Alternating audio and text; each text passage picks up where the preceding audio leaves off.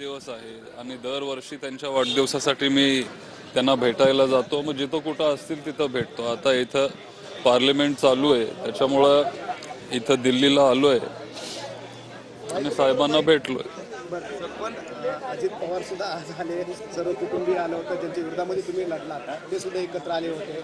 नाही, ते आता खरं तर ते येणार होते हे मला माहिती नव्हतं आणि आमच्या कुटुंबानी नेहमी कौटुंबिक संबंध हे वेगळे ठेवलेत आणि शेवटी साहेब आहेत, त्यांचा 85वा वाढदिवस आहे आणि जाऊन भेटलं पाहिजे, त्या भावनेने ते आले असतील. आम्ही इथल्या कार्यकर्त्याशी चर्चा केली तर त्यांचं म्हणणं आहे की अजित पवार यांनी पुन्हा सोबत येणं गरजेचं आहे. कुटुंब म्हणून तर ते सोबत आहेत असं तुम्ही म्हणता, परंतु राजकीय दृष्ट्या सुद्धा पवार कुटुंबाला पुन्हा एकत्र यावं असे. नाही, ती कार्यकर्त्यांची भावना असेल, पण शेवटी आता मी त्याच्यावर कसं बोलणार?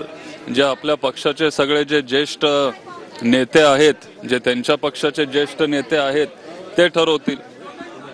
पण युगेंद्रजी, निवडणुकीच्या काळात जे आपल्याला जसं पाहायला मिळालं की प्रचंड टीका झाली होती, जबरदस्त एकमेकांच्या विरोधात दोन्ही बाजू लढल्या आणि त्यानंतर आज हे चित्र पाहायला मिळालं, तर काय वाटतं? नाही, एकतर एवढे जबरदस्त टीका वगैरे असं दोन्ही बाजूनी झाले नाहीत किंवा म्हणजे सगळ्यांनी निवडणुकांमध्ये पातळी काय कधी सोडली नाही. आमचं कुटुंब कधीच तसं वागत नाही आणि शेवटी राजकारण हे एका बाजूला असलं पाहिजे, विचार हे वेगळे असले पाहिजेत. वेगळ्या आता झालेत, पण कुटुंब नेहमी एकत्र आलं पाहिजे, त्याच्यासाठी आपण प्रयत्नही केला पाहिजे आणि आजचा हा एक प्रयत्न तो असेल. पण तुम्ही काय सांगाल की याकडे राजकीय दृष्टिकोनाने पाहावं की कौटुंबिक दृष्टिकोनातून पाहावं? काय भेटीकडे राजकीय अर्थ काढणं? नाही, कौटुंबिक 100% कौटुंबिक भेट आहे, बाकी काही नाही. एक महत्वाची गोष्ट, ज्यावेळेला दादा काकी सगळे जर आत आले होते नेते, त्यावेळेला रेवती आणि सदानंद सुळे हे मात्र आत नव्हते, ते घराच्या बाहेर हॉलच्या बाहेर थांबलेले होते. रेवतीचा राग आहे का? रेवती नाही, अहो नाही, अजिबात नाही. अजिबात नाही. रेवतीचा काय संबंध आहे? ती माझी लहान बहीण आहे.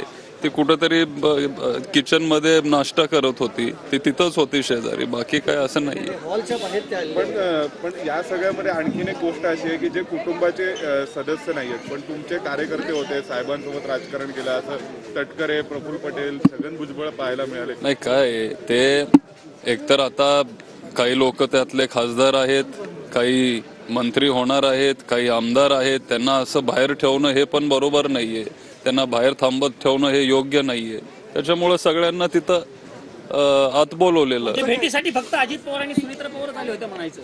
नाही, सगळेच होते. माझा भाऊ पण होता आणि त्यांचे काही ठराविक नेते पण होते. प्रफुल्ल पटेल साहेब होते, तटकरे साहेब होते, भुजबळ साहेब होते, अनेक लोक होती आणि मग नंतर आपले लंके साहेब आले आणि तेही आतमध्ये आले.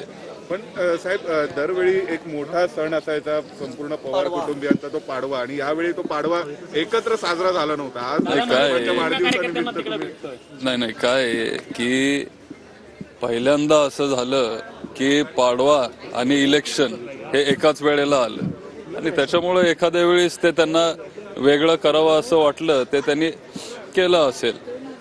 म्हणजे थोडक्यात इलेक्शनचा दोष होता, पाडव्याचा दोष नाही. पाडवा जसा तसा साजरा होणार असा आहे. तर पुढच्या वर्षी बघू. धन्यवाद आमच्याशी बोलल्याबद्दल. तर आपण पाहतो युगेंद्र पवार हे होते, त्यांनी माध्यमांना ही प्रतिक्रिया दिली आणि आताही जरी शरद पवार हे पार्लमेंट म्हणजे संसदेकडे रवाना झालेले असले तरी अजून ही जी गर्दी आहे ती संपूर्ण गर्दी या परिसरामध्ये पाहायला मिळते.